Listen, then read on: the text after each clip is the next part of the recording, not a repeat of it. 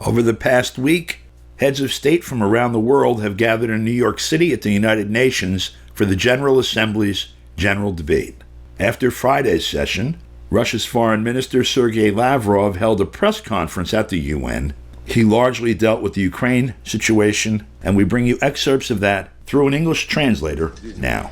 Good afternoon, ladies and gentlemen.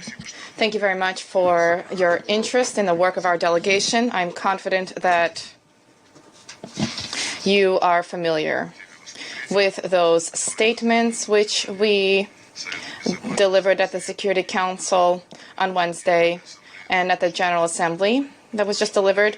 Our objective was to convey as clearly as possible the vision of our country vis-a-vis the developments in international relations, vis-a-vis our understanding of what needs to be done in order to ensure that the problems that have accumulated in an unprecedented way in these relations, for these problems to somehow be resolved, first and foremost by seeking mutual consent through mutual respect of all states, barring none.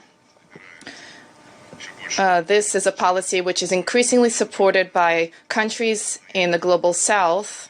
However, it is faced with resistance from countries of the collective West, as we now say, the global minority who in both politics and the economy and in the information space and culture, even in sport, using dirty tricks, they're trying to maintain their domination or to expand their hegemonic position. For this reason, in contacts with our colleagues, Asian, African, Latin American countries, we discussed in detail and described in detail in response to their questions. We described the concrete aspects of the current stage in the European security crisis. This broke out as a result of the West transforming Ukraine over many long years into an anti-Russia, preparations for it being dragged into NATO, and encouragement of the regime in Kiev, which came to power as a result of a key and the generation of direct threats to the Russian Federation and our borders, as well as the annihilation of everything Russian in Ukraine, in its laws, in its educational system, in terms of mass information, media, and culture, and so on and so forth. So this is a crisis in European security. This is an ongoing crisis. We hope that certain conclusions will be drawn by those politicians who generally analyze and recognize the fact that they will do so. There aren't many of them, but there probably still are some left. And we also see how the countries of the global south, of the global majority, how strong their position is, first and foremost when it comes to upholding their national interests. And from that standpoint, they don't wish to join the anti-Russian sanctions, and they don't wish to participate in any campaigns organized by the West when people are pushed into participating in certain events to compel them to speak out in favor of Ukraine, to condemn Russia, and to accuse it of all sins. We also proceed from the premise of our national interests. So everybody who operates in this way, they are prospective partners for the Russian Federation.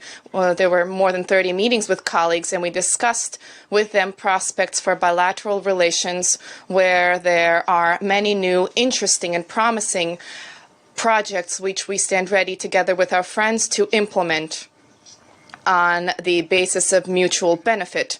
And of course, we will continue to develop cooperation through BRICS. There was a separate meeting held of the ministers at the Shanghai Cooperation Organization.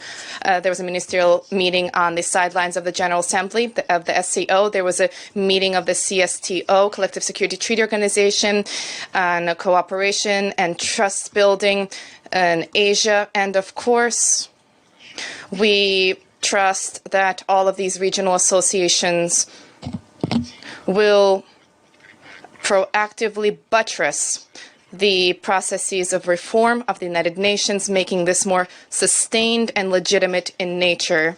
And this includes as part of the ongoing discussions on Security Council reform. which we support.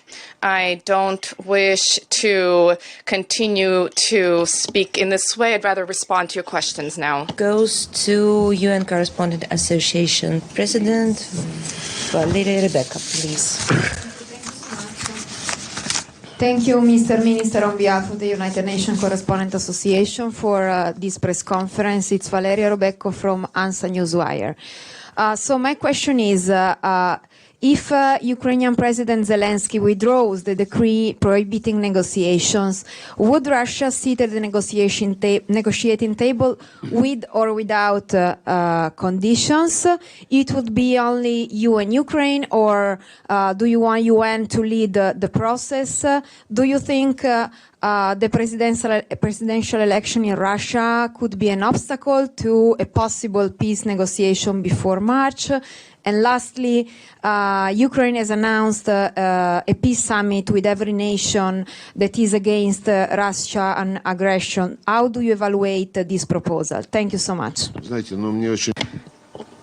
It's very easy for me to respond to this question, because this is comprised of presumptions and subjunctives. And this all begins with what will happen if Zelensky cancels his decree. We are guided not by certain fantasies. First of all, he hasn't yet rescinded this, and nobody intends to he's going throughout the world asking for money, asking for attention, asking for weapons, asking for other things. So this is not part of our rules. Once again, what we are guided by is the naked truth, and it is as follows. Zelensky and everybody who is governing him in Brussels, London, in one word, firmly say there is no other basis for peace other than the Zelensky format. No other basis for this exists. And the Zelensky blueprint it can be described in different ways, but it is completely not feasible. It is not possible to implement this. It's not realistic, and everybody understands this. But at the same time, they say this is the only basis for negotiations. And in general, there's a need to vanquish the Russian Federation on the battlefield. And that's what we hear as facts. So we draw our conclusions that nobody wants to seriously show an understanding of what is happening, including those who understand, don't wish to do so publicly. And under these circumstances, then if they say on the battlefield, fine, it will be on the battlefield. It's fine. For KPFK, I'm Don DeBar.